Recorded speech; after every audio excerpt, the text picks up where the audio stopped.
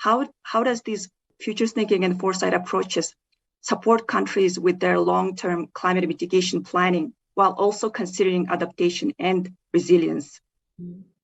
Sure. Thanks so much, Bama, and thanks to CDRI and ADB for having me and for the previous speakers as well. I think Shaquille and I got a lot in common, so it's great to be here. And I also would like to acknowledge and pay my respects to the traditional owners, past, present and emerging, of the lands and waters of the Wurundjeri people of Melbourne. I'm calling in here from Australia.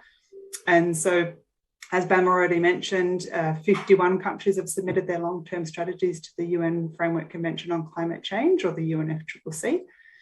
There are three main reasons, as Shaquille already touched on why this long-term thinking and foresight theory are really helpful in climate change planning.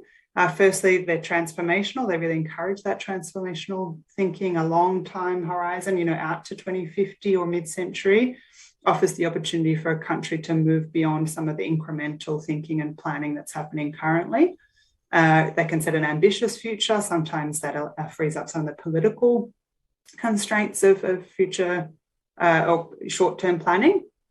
And then from that ambitious future can backcast to estimate the pace and the scale of change that's needed. Secondly, long-term thinking and planning can encourage holistic planning. So mid-century planning across key policy areas of mitigation, adaptation, climate resilience, infrastructure and sustainable development. Using this, countries can design and implement a pathway that considers the interactions between those classically siloed sectors and really think about the synergies, trade-offs of all of its national priorities, which isn't happening as well as it could be. And then that practice really of considering the trade-offs and benefits is really critical if we're going to become more skilled in decision-making under uncertainty. Lastly, I'll talk to kind of the long-term planning and foresight can help to avoid lock-in and lock-out, which I think is important for the audience here for infrastructure. Mid-century pathways that are ambitious in their climate change mitigation goal can inform short and medium-term investment decisions and help countries avoid stranding their assets or locking in higher levels of emissions in long-lived infrastructure. So this can ensure assets and infrastructure are low carbon, but also resilient to the future impacts of climate change. Thanks, Bama. I'll hand it back to you. Okay. Thank you, DANI. So let's try to focus on an example. So you worked on the Tonga LTS, the long-term strategy. What specific foresight approaches and tools were used in the long-term strategy? Yeah, sure. So over the last 2 years, along with my colleagues from the Global Green Growth Institute and Relative Creative, we've been supporting the Tongan government to submit its long-term strategy to the UNFCCC. Like all foresight work, the development of these strategies is complex, it's difficult, and there's a lot of uncertainty. And you're talking about a country like Tonga, which, if you know about, it's quite remote. It's in the Pacific Ocean. There's some studies that predict its main city will be underwater by 2060. So really, people who are grappling with, like those in the Philippines, with climate change already, it's not a future thing; it is a now. So we really tried to address this uncertainty by using culturally relevant and participatory processes. So I'll talk to two of those now.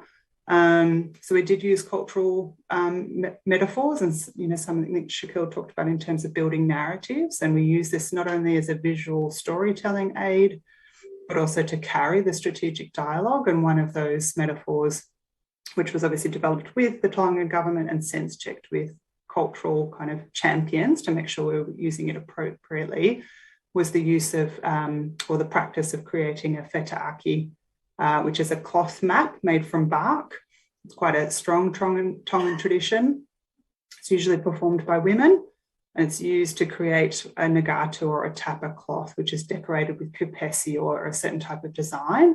These mats are everywhere in cultural and community events, and the metaphor of making nagatu was selected for its significance. So we said, in the same way that the nagatu must be made from local materials, made by local women and local community members, Tonga's climate future should also be made by Tonga's people. So the second point is we really demonstrated how different foresight tools could be used within this process and blended within cultural metaphors. So it's really, it's a Foresight's a way of thinking about the future, of anticipating elements that will define it. I do have some photos that hopefully I can share my screen for. And you can see here just the process here around how the stakeholders actually came together. I should mention here, workshops we had where all civil society, private sector, all ministries of government were invited, youth and church groups. So here we have a really mixed group. There's a woman in the hat in the background who's about 90, and she's a great champion for climate change and progressive action in Tonga.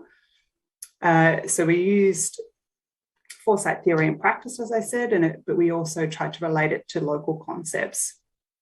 And so in this first photo, you can see the Wheta'aki map is on a long bit of paper over the table there, and it's in the shape of a futures cone.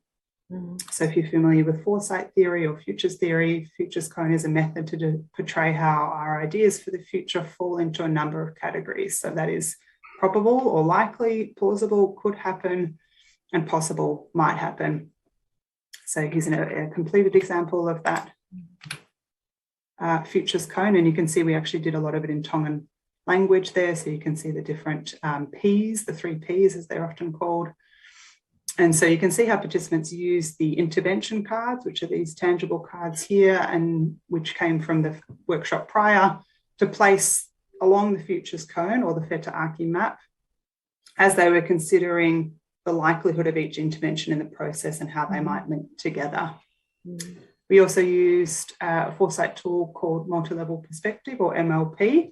It's a tool that posits that transitions come through interactive processes with 3 analytical levels: macro, meso, and micro.